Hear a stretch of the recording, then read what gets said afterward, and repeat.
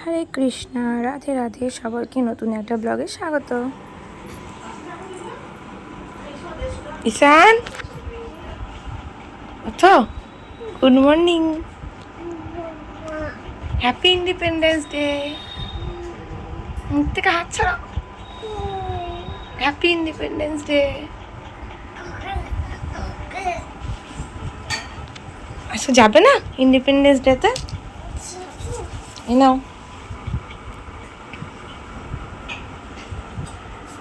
Right হ্যান্ডে।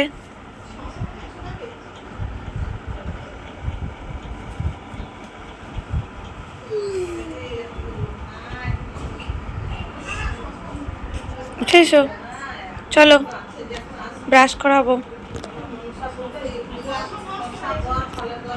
ব্লগটা শুরু করেছি একটা বিশেষ দিন দিয়ে, কারণ সেই দিনটা ছিল স্বাধীনতা দিবস। তো স্বাধীনতা দিবসের দিনটা দিয়ে ব্লগটা শুরু করলেও বেশ কিছু অনেকগুলো দিনের ব্লগ একসাথে বানিয়ে আজকে এই ব্লগটা শ্যুট হয়েছে।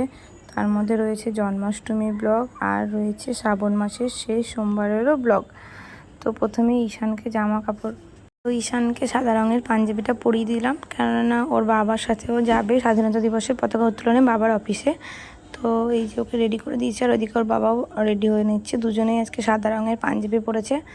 স্বাধীনতা দিবসের দিন একটু সাদা রঙের পাঞ্জাবি পরলে সকলকেই ভালো লাগে আর কি। আর ওকেও একটু ওই ফ্ল্যাগ, ইন্ডিয়ান ফ্ল্যাগের ওই ব্যান্ডগুলো পরিয়ে দিচ্ছিলাম, আর হাতে একটু ইন্ডিয়ান ফ্ল্যাগ এঁকে দিচ্ছিলাম। তো ভাবলাম যে গালেও এঁকে দিই, কিন্তু ওর বাবা বলছে না, গালে আঁকতে হবে না, মানে ওর বাবা পছন্দ করলো না। যেহেতু সোনাই পছন্দ হলো না, তাই গালে আর করিনি, শুধুমাত্র ওই হাতেই করেছিলাম, দুই হাতেই করেছিলাম। আর ও একটু ফোন দেখছিল, ফোনটা দেওয়ার একটাই কারণ, না হলে ওই যে প্রচণ্ড নড়াচড়া করবে, ঘেঁটে দেবে ব্যাপারটা, ওই জন্য আর একটু বেশি ফোনটা দিলাম, যেন চুপ করে বসে হাতের এই আঁকাবুকিটা করে নেয় আর কি। তো তোমরা কীভাবে স্বাধীনতা দিবসটা কাটালে আমাকে জানাতে পারো। আমিও স্বাধীনতা দিবসটা মানে বাড়িতে পতাকা উত্তোলন করেছি, সেটার ভিডিও ব্লগও তোমরা দেখতে পারবে। আর এই যে এখন ওরা রেডি হয়ে গেছে, ওরা চলে যাবে। তার আগে আমি বললাম যে দাঁড়াও, কিছু একটা ছবি তুলে নিই তোমাদের, কিছু কিছু ছবি ভিডিও করে নিয়েছিলাম। এখন দেখো ওরা চলে গেল। তো এই যে বাড়ির গলি থেকে ওরা বেরিয়ে গেল। তারপরে কিছু ছবি যেগুলো তুলেছিলাম সেগুলো অ্যাটাচ করে দিলাম। সকলকে স্বাধীনতা দিবসের শুভেচ্ছা আর কি। তো দেখতেই পেলে ঘরের অবস্থা কি হয়ে আছে। তো ঘরটা আর কি গুছাতেও হবে, ওরা চলে যাওয়ার পর আমি গোটা ঘর গুছিয়েছিলাম। আর এদিকে সোনায় আমি ঈশান তিনজনে মিলে পতাকা উত্তোলন করবার জন্য রেডি হয়েছিলাম, কিন্তু আমাদের দুর্ভাগ্য যে পতাকাটা আমরা উত্তোলন করার আগেই পতাকাটা খুলে চলে এসেছিলো। কি করা যাবে, পরবর্তীকালে আমি একটা টাইম স্ল্যাপসে ভিডিও করছিলাম, মেঘগুলো এত সুন্দর যাচ্ছিলো। শরতের আকাশে মেঘ এরকমই যায়, এবং পরে আমরা লাঠি দিয়ে এইভাবে পতাকাটা লাগিয়ে দিয়েছিলাম। তারপর সন্ধেবেলায় চলে গিয়েছিলাম আমরা গোপালের জন্য জামা কাপড় কিনতে। তো সেখানে দেখলাম বেশ সুন্দর করে মায়াপুরের ইস্কনের আদলে করা একটা মন্দির ওরা বানিয়েছে থার্মোকল দিয়ে। আর এখানে সুন্দর সুন্দর প্রচুর গোপালের জামা পাওয়া যায়, মানে সমস্ত রকম সাইজের, আর এত সুন্দর সুন্দর ড্রেস পাওয়া যায়, মানে কি বলবো, বেশিরভাগ বড় গোপালেরই ড্রেস পাওয়া যায়। তার মধ্যে এখানে দেখলাম একটা ছোট্ট লাড্ডু গোপালকে, আর এই সাইডে রয়েছে যত রকমের কানের মালা, তারপরে তোমার কোমরের বন্ধনী, নাকের গলার, মানে সমস্ত রকম মুকুট, সমস্ত কিছুই আছে। তো আমিও নিয়েছিলাম কিছু, আমি একটা পেস্তা কালারের ড্রেস নিয়েছি, তার সাথে মুকুট পেস্তা কালারের, আর তার সাথে নিয়েছি ব্লু কালারের কানের, কারণ পেস্তা কালারটা পাইনি। আর তার সাথে নিয়েছি হচ্ছে পেস্তা কালারেরই আর একটা কি একটা নিয়েছি, মনে পড়ছে না, যাই হোক পরেও দেখলে হয়তো মনে পড়বে। তো এই যে আবারও ছবিগুলো দিয়ে দিলাম যে কী সুন্দর সাজিয়ে রেখেছে দেখো। আর এটা শুরু করছি আজকের মানে জন্মাষ্টমীর দিনের ব্লগ। তো সকালবেলা দেখো স্নান টান করে আজকে শাড়ি পরেছি। আমি খুব কম শাড়ি পরি, আর শাড়ি ভালো পরতেও পারি না। তো প্রথমেই চলে এসেছি, তো স্নান টান করে যেহেতু এসেছি, তো কাপড়গুলো ছাদেই মেলে দিচ্ছিলাম।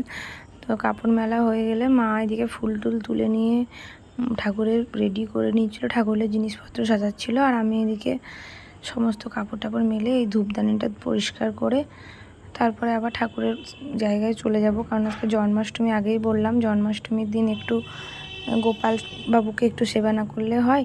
অন্যদিন হয়তো সেরকমভাবে করতে পারি না, ঈশানের পড়া থাকে, স্কুল থাকে, কিন্তু আজকের দিনটা না করলেই নয়। তো এই যে শুরু করে দিয়েছিলাম, আর এই তো চলছে। তোমরাও কীভাবে জন্মাষ্টমী কাটিয়েছো দেখিও, আমিও পুরো প্রসেসটাই দেখাবো যে কীভাবে জন্মাষ্টমী পালন করলাম। আর এদিকে দেখো সোনাই নিয়ে এসেছিলো বাটার, তারপরে ঘি, মধু, তারপরে তোমার ক্ষীর, দুধ, সমস্ত কিছু, দই। আর এখানে আমি এখন গোপালকে স্নান করানোর জন্য ওর যে আগে পুরনো কানেরটা ছিল সেটাকে খুলে ফেলে দিচ্ছি, মানে ফেলে দিচ্ছি না, রেখে দিচ্ছি, পরে আবার ওটাকে পরানো হবে চেঞ্জ করে। আর আজকে তো নতুন সমস্ত কিছুই পরাবো, তো ওই জন্য প্রথমে ঘি, তারপরে মধু, প্রথমে শুধু জল দিয়ে ধুয়ে দিয়েছিলাম, তারপরে ঘি, মধু, চন্দনের গুঁড়ো এবং দুধ দিয়ে ভালো করে অভিষেক করলাম আমাদের ছোট্ট গোপালকে। এবং মাকে বললাম যে তুমিও করো, দুজন মিলেই করি, কারণ আমি তো একা শুধু গোপালের সেবা দিই না, মাও তো দেয়। হ্যাঁ, তবে আমরা একটা কথা আবারও বলবো যে আমাদের বাড়িতে আমরা যেভাবে সেবা দিই সেটা কিন্তু আমরা আমাদের মতো করে দিই। হয়তো তোমাদের সাথে সেটা নাই মিলতে পারে, কিন্তু সেটা ধরো নিজের যার যেরকম পুজো সে সেরকমভাবে করে। আমি যেরকমভাবে করি সেটাই দেখাচ্ছি তোমাদেরকে। তোমরা হয়তো অন্যভাবেও করতে পারো, কিন্তু আমি যেটুকু শিখেছি বা যেটুকু জেনেছি আমি সেভাবেই করি। তো এই তো একটু আতর, তারপরে একটু গোলাপ জল দিয়েও গোপালকে ভালো করে স্নান করিয়ে দেওয়া হলো, তারপরে ওর গায়েও একটু স্নান দেওয়া হলো। এখন ওকে বস্ত্রটা পরিয়ে দেবো, নতুন বস্ত্রটা। এই যে বলেছিলাম একটা পেস্তা কালারের ড্রেস নিয়ে এসেছি, ওটাই পরাচ্ছি। আসলে ক্যামেরাটা নিয়ে তো সবসময় পুজোর কাজ করা যায় না, আমি জাস্ট ক্যামেরাটা একটা জায়গায় সেট করে দিয়েছিলাম, দিয়ে তারপরে দুজন মিলে করছিলাম। ওই জন্য সমস্ত ভিডিও যে একদম পারফেক্ট আসবে সেরকম না। আর হ্যাঁ, আমাদের থার্ড পার্সন কেউ ভিডিও করে দেওয়ারও কেউ ছিল না, তাই নিজেরাই করছিলাম। তো ওই জন্য বুঝতেই পারিনি যে কখন কোনটা হয়েছে, মানে কোন ভিডিওটা এসছে আর কোন ভিডিওটা আসেনি। আর দেখো একটা নতুন চুলও নিয়ে এসেছিলাম গোপালের, কারণ এর আগে যে চুলটা ছিল, হেয়ারটা ছিল, ওটা প্রায় 6 বছর হয়ে গেল, তো ওটাকে চেঞ্জ করে দিয়ে এরকম নতুন। আর দেখো আজকের গোপাল বাবুকে কেমন লাগছে আমাদের। গোপালের কিন্তু আগেই আমাদের রূপোর মালা, রূপোর বাঁক, রূপোর বালা, তারপরে রূপোর বাঁশি এবং রূপোর মুকুট রয়েছে। তারপরেও আজকে জন্মাষ্টমীর দিন তো, তাই রূপোর মুকুটটা না দিয়ে আজকে ড্রেসের সাথে ম্যাচ করে এই পেস্তা কালারের এই মুকুটটাই আমি আজকে নিয়ে এসেছি। তো এই যে মুকুটটাই আর কি ওকে পরানো হলো। মুকুটটা একটু, মুকুটের মাথার উপরে যে ফুলটা রয়েছে ওটা একটু বড় হচ্ছে, মানে আমার গোপালটা তো খুব ছোট, 0 সাইজের গোপাল এটা, তাই একটু গোপাল হচ্ছে, ছোট হচ্ছে। আর যে গোপালের জন্য যে মালাটা নিয়ে এসেছিলাম পেস্তা কালারের, সেটা আগে বলতে ভুলে গেছিলাম। দেখো ওই মালাটার মধ্যে লেখা আছে রাধে রাধে। আর উপরের ওই ময়ূর পালকটাও আমি নতুন নিয়ে এসেছি, বেশ বড় সড়ো একটা ময়ূর পালক। আমাদের গোপু ভাইকে কেমন লাগছে একটু জানিও কিন্তু সবাই। ছবিটা একদম স্পষ্ট আসেনি, মানে আমি বললাম যে ক্যামেরার অ্যাঙ্গেলটা আমি ওভাবে দেখিনি যে ক্যামেরাটা ঠিকঠাক আছে কিনা, আমি তো জাস্ট মানে পুজো করতে একটু ব্যস্ত ছিলাম, তাও কিছু ক্লিপ নেওয়ার চেষ্টা করেছি। তো মাকে বললাম যে একদম নিচে না রেখে, মানে আমাদের যে রূপ কাঁসার মানে পিতলের যে সিংহাসনটা রয়েছে গোপাল যেখানে থাকে, ওটা একটু ছোট, মানে করোনার সময়, লকডাউনের সময় কেনা হয়েছিল, তো তাই অত বড়োভাবে দেখে শুনে নেওয়া হয়নি। আমার জেঠি শাশুড়িকে বলা হয়েছিল যে এনে দিতে, তো উনি এনে দিয়েছিলেন। তাই একটা পিঁড়ির উপরে এরকম সাদা কাপড় দিয়ে ঢেকে দিয়ে তার উপরে আমি গোপাল ভাইকে রেখে দিয়েছি। উপাসনাকে। আর যত ফুল দেখছো না, সব আমাদের গাছের ফুল, এই ছাদের মধ্যে এই ফুলগুলো হয়েছে। রোজ এত ফুল হয় গাছ থেকে, কি বলবো। যাই হোক, ব্যাকগ্রাউন্ডে প্যাঁচা ডাকছে, জানি না তোমরা শুনতে পাচ্ছ কি না, কেননা ব্লগটা আমি রাত্রেবেলা এডিট করছি, সবাই শুয়ে পড়েছে, একা একা বসে ব্লগটা আমি এডিট করছি। তো হ্যাঁ, যেটা বলছিলাম যে ফুলগুলো আমাদের গাছে হয় এবং প্রচুর ফুল হয় আমাদের গাছে। এই ফুল দিয়ে আমাদের সমস্ত ঠাকুরের পুজো হয়ে যায়। তো এখানে মাখন, তারপরে ছানা, দই, ঘি, সমস্ত কিছু, দুধ, সমস্ত কিছু আমি রেডি করে দিচ্ছিলাম। আর মা একে বলছিলাম যে তুমি তুলসী পাতাগুলো দাও, কারণ আমার এখনও কিন্তু দীক্ষা মন্ত্র হয়নি। দীক্ষা মন্ত্র না হলে আমি শুনেছি বা আমার মা বলেছিল যে নাকি তুলসী পাতা দেওয়া যায় না ঠাকুরকে। তবে আমি মন থেকে মনে করি যে ঠাকুরকে তুলসী পাতা দেওয়া বা খেতে দেওয়াটা সম্পূর্ণ তোমার নিজের ব্যাপার। ঠাকুরকে মন থেকে ডাকলে নিশ্চয়ই সে সাড়া দেবে, কেন দেবে না।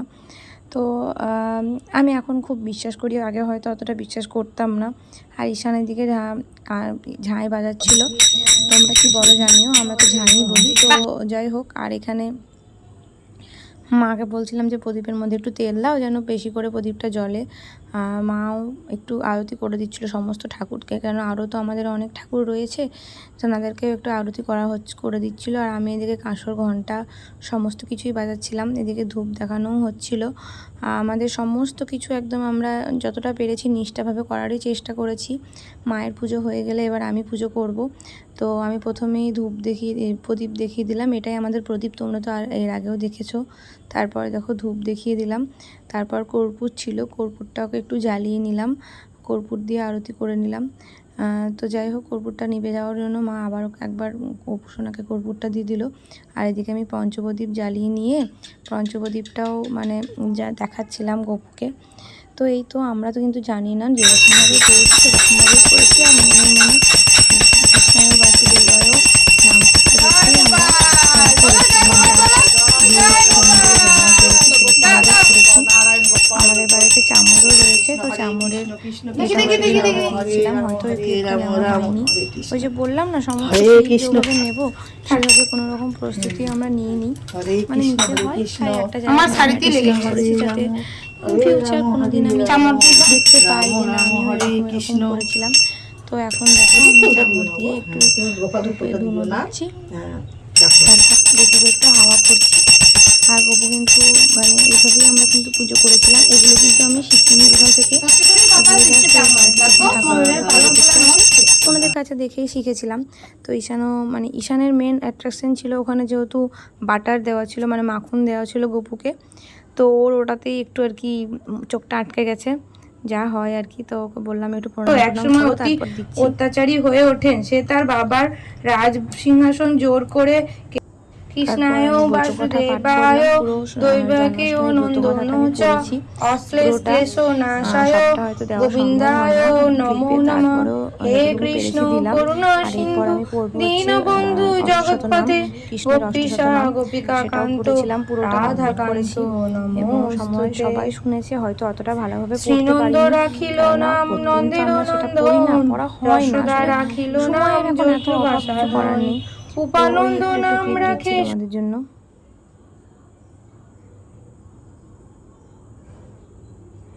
তো এই তো পুজো হয়ে গেল, সমস্ত কিছু ভোগ আরতি সমস্ত কিছু করা হয়ে গেল। এখন ঠাকুরকে ভক্তি ভরে প্রণাম করে নিচ্ছি। এই বেলা আমি আর তালের বড়া বা ওরকম কিছুই দিতে পারিনি, কিন্তু সন্ধেবেলা অবশ্যই গোপালের জন্য তালের বড়া হবে, দেওয়া হবে। তবে সেটা আমি বানাবো না, বানাবে আমার মা। তা আমি আমার মায়ের কাছ থেকে নিয়ে আসবো, সেটাও তোমাদেরকে দেখাবো আস্তে আস্তে। আর এই দেখো গোপুসোনার মুখেও মাখন লাগিয়ে দিয়েছি, দই লাগিয়ে দিয়েছি, ও খাচ্ছে। আর আমরাও প্রসাদ পেয়ে গেছি। তার আমাদের ঘরের ভিতরে একটা ছোট্ট গপু আছে, যেটা আমার ঘরে থাকে আর কি, শোকেসের মধ্যে, তোমরা তো দেখেইছো। তো ওই ছোট্ট গপুকেও একটু দিলাম। আর এইদিকে দেখো আমি চলে এসেছি এখন আমার মাদের বাড়িতে। মা এখানে বানাচ্ছে হচ্ছে তালের বড়া। আমার মায়েরও কিন্তু একটা গপু ভাই আছে, তো সেই গোপুসোনাকে দেখতে হলে কিন্তু তোমাদেরকে মায়ের ব্লগটা দেখতে হবে। তোমরা নিশ্চয়ই জানো আমার মায়ের ব্লগের চ্যানেলের নাম কি, মধুমিতাস ওয়ার্ল্ড। না জেনে থাকলে অবশ্যই আমাকে বলো, আমি কমেন্ট লিঙ্কে দিয়ে দেবো। মা লুচি বেলছিল, তালের লুচি, আর আমি এদিকে লুচি ভাজছিলাম। আর হবে মালপোয়া, এই যে মালপোয়া বানাচ্ছে মা, আমি একটু একটু হেল্প করে দিচ্ছিলাম, কিন্তু মাই কিন্তু মেন জিনিসটা করেছে, আমি সেরকম কিছুই করতে পারিনি। আরও কিছু ছবি তোমাদেরকে দেখালাম যে কীরকম করেছিলাম, সমস্তটাই তোমাদের মাকে তুলে ধরলাম আর কি। আর দেখো সকালবেলা ঘুম থেকে উঠে ঈশানকে এই ছবিটা এঁকে দিয়েছিলাম, ও কালার করেছে। আর আমি এই ছবিটা আগের দিন রাত্রিবেলা এঁকেছিলাম। আর এখন সন্ধ্যাবেলা সন্ধ্যা আরতি দেওয়ার জন্য আমার শাশুড়ি মাই সন্ধ্যা আরতি দিচ্ছিল, আমি আর সন্ধ্যা আরতি দিইনি।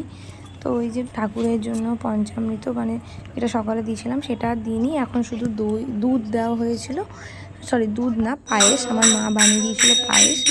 তো পায়েস দেওয়া হয়েছিল, তার সাথে দেওয়া হয়েছিল হচ্ছে ওই যে বড়া, তালের মালপোয়া। আর এখানে আমার দিদা শাশুড়ি ছিল, উনি বাজাচ্ছিলেন, ওই যে করতালি বাজাচ্ছিলেন। যাই হোক, তারপরে দেখো এটা দেখাচ্ছি শ্রাবণ মাসের শেষ সোমবার, তাই কি ভিড় দেখো রাস্তাঘাটে। বাবার ভক্তরা সবাই জল নিয়ে কত দূর থেকে হেঁটে হেঁটে যাচ্ছে খালি পায়ে। আমি হয়তো এত কষ্ট করতে পারি না, তবে আমি মন থেকে চেষ্টা করি যতটুকু পারি আর কি করি। তো এই তো ব্লগটা এইটুকুই। যদি আমার ব্লগ ভিডিওগুলো তোমাদের ভালো লেগে থাকে অবশ্যই like comment share and subscribe করে দিতে ভুলো না। আর গঙ্গার জল কী হারে বেড়েছে দেখো, গঙ্গার একদম ফুলে ফেপে উঠেছে, আর মাত্র 4টে সিঁড়ি বাকি আছে। তো দেখা হবে খুব শিগগিরই নতুন একটা ব্লগে। টাটা।